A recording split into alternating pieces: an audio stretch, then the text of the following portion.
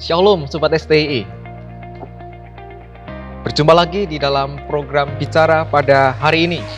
Pada kesempatan petang hari ini, program Bicara menghadirkan Bapak Parel Yosua Swalang MTH sebagai pembicara kita pada petang hari ini. Beliau adalah dosen STI Yogyakarta dan saat ini beliau juga sedang menyelesaikan studinya di program studi S3 Teologi di STI Yogyakarta. Dan beliau juga saat ini sedang melayani di GAA Yogyakarta. Pada bulan April 2021 yang lalu, beliau telah menerbitkan salah satu buku yang berjudul Pembentukan Karakter melalui teks-teks harta dalam Amsal 10 ayat 1 sampai pasal 22 ayat 16. Pada kesempatan hari ini, beliau akan mengulas, akan menjelaskan bagaimana isi daripada buku tersebut. Tidak akan berlama-lama lagi, kita akan mendengarkan ulasan buku mengenai pembentukan karakter melalui teks-teks harta dalam Amsal 22 melalui penjelasan dari Bapak Parel Yosua Swalang. Oleh sebab itu, Bapak Parel, saya persilahkan untuk bicara.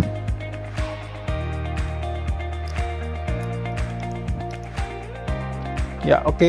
Terima kasih untuk kesempatan yang diberikan kepada saya untuk berbicara di dalam ulasan singkat mengenai buku Pembentukan Karakter melalui teks-teks harta dalam Amsal pasal 10 ayat 1 sampai pasal 22 ayat 16. Ya, buku ini terbitan tahun 2021, tepatnya bulan April, ya, bulan April, dan mulai disebarluaskan pada bulan Mei, ya, bulan Mei tahun ini.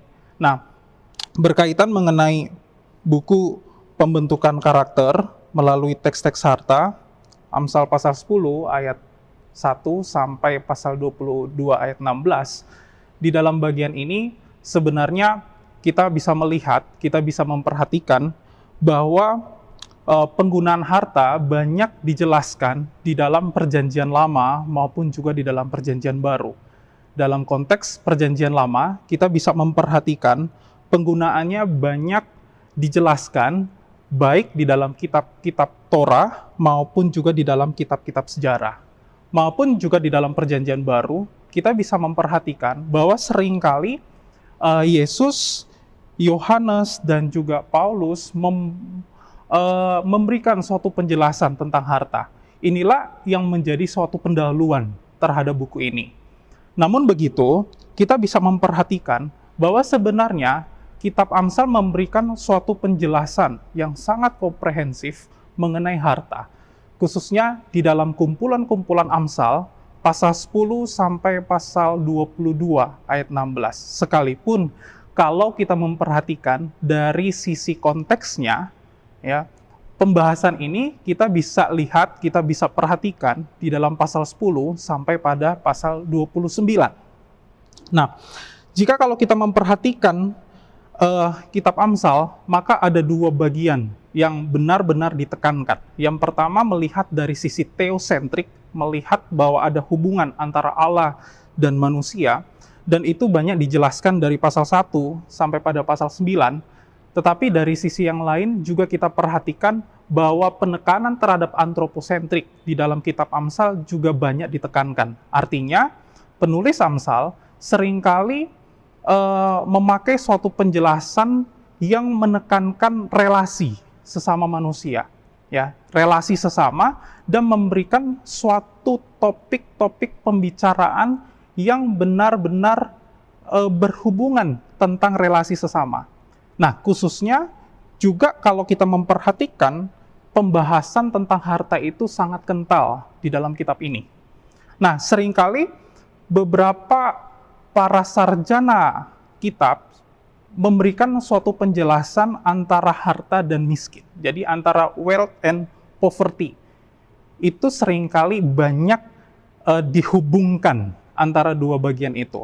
Tetapi di sini saya lebih fokus khususnya untuk menjelaskan tentang harta, gitu. Nah, untuk membahas tentang kitab Amsal, ya, kita harus memperhatikan, harus melihat, dan itu saya sampaikan di dalam bab 2 saya mengenai sastra hikmat. Jadi, di dalam bab 2 ini, saya memberikan suatu penjelasan mengenai 3 macam ucapan yang sangat identik di dalam kitab Amsal. Apa itu? Yang pertama adalah ucapan Amsal, ya. Ucapan Amsal itu sangat identik memberikan pengajaran tentang etika, dan dia memberikan suatu karakteristik berkaitan mengenai permainan Amsal 2-4 Amsal. Artinya memberikan suatu penekanan baris, ya, dua baris atau sampai kepada penekanan terhadap 4 baris. Nah, seringkali istilah yang dipakai mengenai baris itu adalah stitch. Nah, stitch itu adalah baris puisi yang terdiri dalam satu kalimat. Nah, Amsal sangat memainkan peran di dalam penulisannya, khususnya dalam sastra hikmat, yang memainkan 2-4 baris dan memberikan suatu kesejajaran, atau seringkali kita sebut sebagai paralelisme. Ya, paralelisme itu merupakan kesejajaran, dan di dalam kitab Amsal, paralelisme yang sangat kental itu ada 5 macam. Ada yang paralelisme sinonim, ya. Ada yang paralelisme antitesis, dia kontras. Ada yang paralelisme yang ketiga itu paralelisme komparatif, dia membandingkan, ya. Lalu yang keempat itu adalah paralelisme emblematik, dia memberikan suatu kiasan di sana. Dan yang kelima itu adalah paralelisme sintesis atau kesejajaran. Nah, keunikan dari sastra hikmat inilah yang ingin diangkat oleh saya secara pribadi untuk melihat bahwa teks-teks harta banyak memberikan suatu penjelasan terhadap segi kehidupan yang lain. Nah, oleh sebab itu, di sini saya mencoba untuk mengeksplor, artinya mencoba untuk melihat, untuk memperhatikan para peneliti-peneliti sebelumnya yang membahas tentang harta. Sejauh ini ada buku-buku yang memang merekomendasi atas penjelasan tentang harta. Sejauh ini ada Wybry, dia menjelaskan tentang wealth and poverty, ya, in the book of Proverbs. Nah, ini penjelasan yang sangat baik, dan dia meneliti sangat komprehensif tentang studi kata yang memakai pengertian tentang harta itu sendiri. Maupun juga buku dari Bloomberg. Dia menulis tidak miskin tetapi juga tidak kaya.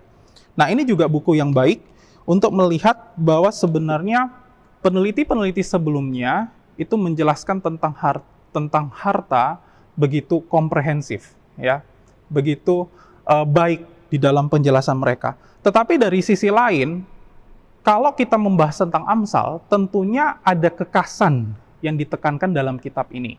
Kekasannya itu adalah terletak pada sikap, perilaku, sifat yang memberikan suatu kebiasaan, atau biasa kita sebut sebagai karakter. Jadi karakter ini dapat didefinisikan sebagai suatu kebiasaan di dalam perilaku. Dan disinilah penulis mencoba membuat suatu integrasi sebenarnya antara pembentukan karakter dengan teks-teks harta. Nah, peneliti-peneliti sebelumnya banyak menekankan kepada studi harta, seperti itu. Nah, sedangkan beberapa penulis yang lain, seperti William Brown, dia menulis mengenai karakter in crisis, dan juga dilanjutkan dalam tulisannya Wisdom Wonder, ya. Nah, ini adalah tulisan yang saling berkaitan dengan penulis yang sama. Lalu juga Dave Blaine, dia menulis Proverbs and the Formation of Character. Jadi, di dalam tulisan ini mereka mencoba melihat bahwa ternyata kitab Amsal itu sangat menekankan yang namanya pembentukan karakter, gitu. Nah, di dalam pembentukan karakter tentunya banyak faktor-faktor yang menentukan. Di dalam dua penulis ini, ya, sarjana Perjanjian Lama yang sangat intens di dalam penelitiannya tentang kitab Amsal, mereka banyak melihat bahwa sebenarnya pembentukan karakter itu menekankan kepada dua hal. Yang pertama itu adalah faktor terhadap takut akan Tuhan, ya. Pasti pada seringkali kita mengetahui bahwa faktor mengenai takut akan Tuhan ini adalah menjadi faktor yang penting. Lalu yang kedua adalah faktor karakter konsekuensi. Ya, setiap tindakan seseorang pasti memberikan suatu konsekuensi. Ya, karakter konsekuensi. Seringkali Amsal juga menekankan adanya tabur tuai. Apa yang kita lakukan, konsekuensinya apa? Karakter yang kita lakukan, konsekuensinya apa? Nah, itu permainan hikmat, permainan sastra hikmat. Jadi, apa yang kita lakukan, hasilnya apa? Apa yang kita terapkan, konsekuensinya apa? Nah, ini yang menjadi kekasan di dalam pembentukan karakter di dalam kitab Amsal. Nah, selain itu, kita juga memperhatikan bahwa William Brown dan Dave Blaine menekankan juga adanya faktor orang tua. Jadi, orang tua juga memberikan suatu penekanan terhadap pembentukan karakter. Nah, disinilah saya mencoba untuk membuat suatu gabungan, integrasi. Yang mana satu, para peneliti yang lain sangat berfokus kepada penelitiannya tentang tema-tema ya di dalam kitab Amsal, misalnya tentang harta, tentang kemiskinan, dan lain-lain. Tetapi para peneliti yang lain, seperti William Brown, itu meneliti tentang pembentukan karakter. Dan itulah saya mencoba untuk membuat suatu integrasi. Bagaimana kalau pembentukan karakter itu memperhatikan teks-teks harta. Bagaimana pembentukan karakter melalui teks-teks harta. Dan itulah kenapa di dalam buku tersebut saya memberikan suatu penjelasan. Ya, di dalam bagian bab pertamanya saya menjelaskan apa itu teori pembentukan karakter yang dijelaskan oleh William Brown dan Dave Blaine. Lalu bab 2-nya saya menjelaskan mengenai sastra hikmatnya seperti apa. Lalu di bab selanjutnya saya membuat suatu analisa terhadap hal itu. Dan bab 4-nya saya mencoba untuk menemukan faktor-faktor pembentukan karakter dalam Amsal pasal 10 ayat 1 sampai pasal 22 ayat yang ke-16. Di sini, di dalam tesis statement, di dalam novelty penelitian ini, dengan menggunakan metode hermeneutika sastra hikmat, saya menemukan adanya 5 faktor pembentukan karakter melalui teks-teks harta dalam Amsal pasal 10 ayat 1 sampai pasal 22 ayat 16. Nah, faktor pertama yang ditekankan di dalam penelitian ini adalah faktor takut akan Tuhan, atau yang bisa kita sebut sebagai faktor pencipta. Jadi, faktor takut akan Tuhan ini merupakan faktor utama, karena dengan orang yang memiliki hubungan antara dia dengan Allah, ya, itulah yang membuat sifat-sifat perilaku dapat ditunjukkan. Misalnya ketaatan, kejujuran, ya, kesabaran, dan itulah yang coba kalau kita melihat beberapa teks-teks Amsal memberikan memberikan suatu penjelasan yang mana karena mereka orang yang takut akan Tuhan, ya, mereka dapat mewujudkan suatu perilaku, dan perilaku itu memiliki konsekuensi ketika mereka diperhadapkan dengan harta. Bagaimana mereka harus bersikap, bagaimana mereka harus berperilaku. Ya. Lalu, nah itu teks-teksnya kita bisa ambil di dalam Amsal pasal 1 ayat 7, Amsal 15 ayat 16, dan ayat-ayat yang lain. Faktor yang kedua adalah faktor pembawaan seseorang. Nah, faktor pembawaan seseorang yang kita bisa ketahui di sini adalah bahwa karakter dari pribadi seseorang itu sangat dipengaruhi oleh pembawaannya. Maksudnya apa? Artinya apa? Bahwa sifat-sifat bijak yang dimiliki oleh seseorang sebenarnya merupakan suatu warisan atau pembawaan dari ayah atau ibunya ataupun nenek moyangnya. Nah, di sini ternyata saya menemukan ada di dalam Amsal pasal 13 ayat 24 maupun juga di dalam Amsal 13 ayat yang ke-22.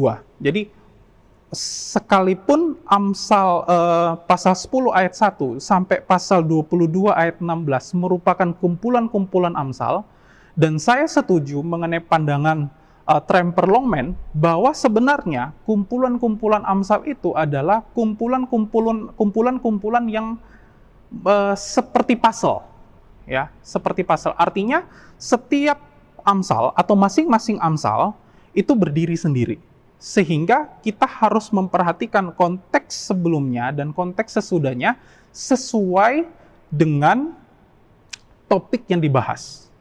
Nah, itu kan. Itulah yang sangat membedakan antara Amsal 10 sampai pasal 29 dengan Amsal 1 sampai 9. Karena pasal 10 sampai 29 merupakan kumpulan-kumpulan Amsal. Sehingga dia agak sedikit berbeda ketika membacanya. Dan kita harus memperhatikan kontennya, isinya sesuai dengan topik-topiknya. Seperti itu.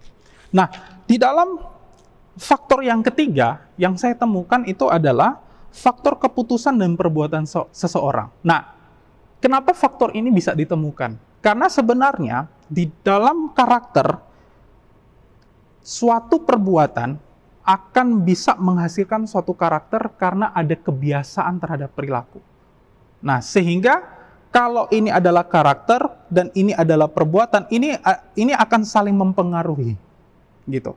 Saling mempengaruhi. Perbuatan akan menghasilkan suatu kebiasaan atau yang disebut sebagai karakter, dan karakter inilah jika ini dilakukan secara terus-menerus maka akan menghasilkan suatu perbuatan.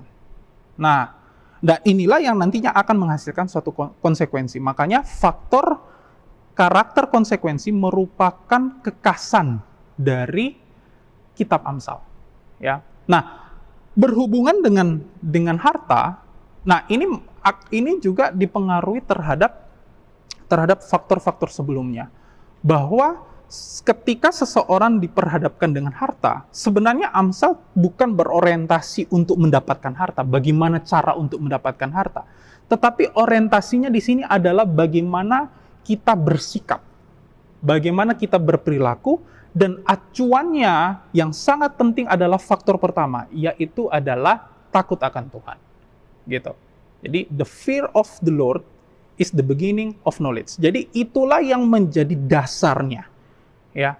Dan bukan elemen pentingnya. Jadi, elemen pentingnya bukan terletak kepada harta, tetapi elemen pentingnya adalah bagaimana hubungan antara manusia dan Allah itu, dan bagaimana hubungan dengan sesama, ya. Ketika dia diperhadapkan mengenai harta, disitulah kita bisa melihat bagaimana dia dapat bersikap. Seperti itu. Lalu yang keempat itu adalah faktor lingkungan sosial. Ternyata faktor lingkungan sosial ini juga mempengaruhi, khususnya lingkungan inti, yaitu keluarga, maupun juga lingkungan masyarakat. Jadi dua faktor ini sangat mempengaruhi, baik di lingkungan sosial maupun juga keluarga terlebih khusus. Nah, kenapa? Ternyata kalau kita memperhatikan bahwa ketika kita membicarakan kepada teks-teks harta, ternyata penulis Amsal tidak menekankan kepada suatu materi. Dia tidak menekankan kepada materi. Tapi dia lebih mementingkan, sebenarnya penulis Amsal lebih mementingkan bagaimana orang itu dipandang baik oleh masyarakat. Gitu. Dan itu kita bisa lihat di dalam Amsal pasal 22, ayat yang pertama, dan juga bisa dihubungkan dengan ayat yang kedua. Jadi reputasi yang baik itu lebih baik. Jadi reputasi yang baik itu lebih baik daripada harta. Nah, itu. Jadi nama baik itu lebih baik, lebih ditekankan daripada harta, daripada kepunyaan yang bersifat material. Nah, itu yang lebih ditekankan ternyata. Nah, dan bagaimana seseorang itu bersikap, bagaimana seseorang itu berperilaku ketika dia mempunyai suatu harta yang banyak ataupun dia mempunyai harta yang sedikit. Tetapi yang sangat penting ditekankan oleh penulis Amsal, yaitu Salomo, adalah dia mempunyai reputasi yang baik. Ya, nama baik itu yang lebih penting. Nah, lalu yang kelima itu adalah faktor tujuan. Ya, nah faktor tujuan itu kita bisa melihat dari sisi dua hal.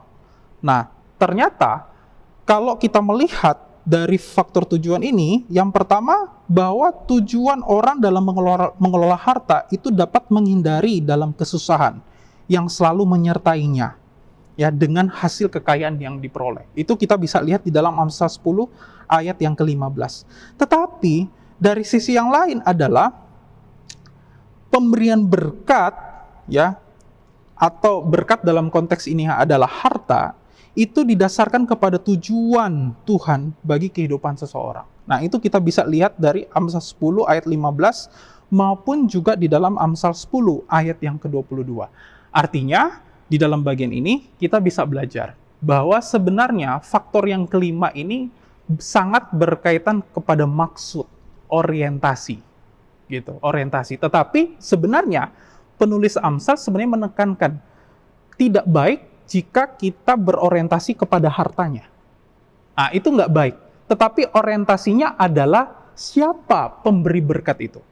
Nah, itu. Jadi, kembali lagi bahwa Tuhanlah yang adalah sumber berkat itu, sehingga sebenarnya penulis Amsal kembalilah melihat bahwa orientasi kita itu adalah kepada Tuhan, Sang Pemberi hikmat maupun juga Sang Pemberi berkat itu sendiri. Nah, oleh sebab itu, rekan-rekan sekalian, ya, pada saat saya bicara pada hari ini, saya memperhatikan bahwa penelitian ini belum selesai, begitu. Karena lingkup penelitian saya itu adalah di dalam Amsal pasal 10 sampai pada Amsal 22. Nah, siapa tahu bagi teman-teman, rekan-rekan, atau para scholars misalnya, para cendekiawan, dengan melihat video ini, dengan melihat siaran ini, kita punya ide bahwa ternyata ada bagian di dalam kitab Amsal yang sebenarnya masih belum diteliti. Dan saya bisa mengajak kepada teman-teman sekalian atau para peneliti untuk melanjutkan penelitian ini. Bisa melanjutkannya di dalam lingkup pembahasan yang lain, di dalam pasal 22 ayat 17 sampai pasal 29, atau melihat dari sisi pasal 1 sampai pasal 9. Ya, bagaimana mencoba melihat integrasi antara pembentukan karakter dengan teks-teks harta. Ya, dan saya pikir bahwa dan berharap bahwa materi ini, ulasan singkat ini dapat menjadi berkat, ya, bagi teman-teman, ya, bagi kita semua. Dan sekali lagi, sekalipun kita melihat pembahasannya berkaitan, orientasinya kalau lihat dari sisi judul bukunya adalah orientasinya tentang harta, tetapi penekanan yang sangat penting adalah bagaimana seseorang yang mempunyai hubungan yang takut akan Tuhan, dan kita sebagai pembaca, ya, atau sebagai orang percaya bisa melihat bahwa ternyata karakter yang kita punyai, kebiasaan-kebiasaan yang kita punyai memiliki suatu konsekuensi, ya, mempunyai suatu hasil, entah itu baik ataupun buruk, ya. Oke, kiranya materi ini bisa menjadi berkat bagi kita semua. Terima kasih.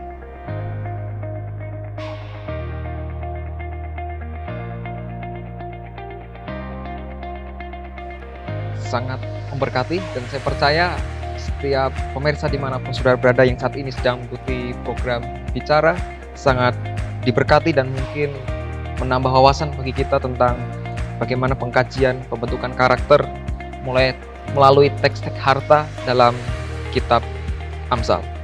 Saya ucapkan terima kasih kepada Bapak Parel Yuswaswalang yang telah bersedia hadir dalam program Bicara untuk menyampaikan materi, untuk mengulas buku yang telah diterbitkan. Bapak, Ibu, Saudara yang mungkin tertarik tentang buku yang baru saja diterbitkan oleh Bapak Parel, bisa menghubungi nomor WA yang tertera di bawah ini.